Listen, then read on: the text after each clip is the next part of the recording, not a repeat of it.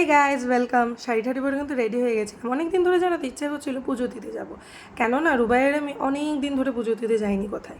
তাই রাত্রিবেলা late shift করে আমি কিন্তু উঠে রেডি হয়ে গেছিলাম, এদিকে বাবু বসে বসে ঝিমাচ্ছে। এটাই হয়, কি আর করব। চলে গেছিলাম কিন্তু মা বিপত্তারিণী মন্দিরে, যেটা রাজবাড়ি, তোমরা অনেকেই জানো।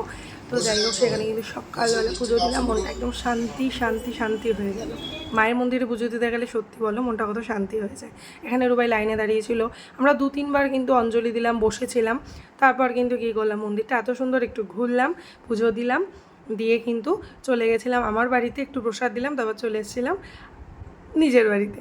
তো সেই দিন ছিল রুবাইয়ের ছুটি, কিন্তু আমার অফিস ছিল, বাড়ি এসে অফিস করলাম। আর এখানে কিন্তু সেদিন প্রচণ্ড গরম ছিল, প্রচণ্ড। তার মধ্যে শাড়ি হ্যান্ডেল করে পরে যাওয়া ইটস টু ডিফিকাল্ট। কিন্তু কি করব বলো, পুজো দিতে গেলে না কেন জানি মনে হয় একটু শাড়ি পরেই যাই। কোনো পোশাকই বাজে না, মনটাই কিন্তু আসল। কিন্তু তাও আমি পরে গেছিলাম শাড়ি। বলো কেমন লাগলো, দেখাবে নেক্সট ব্লগে।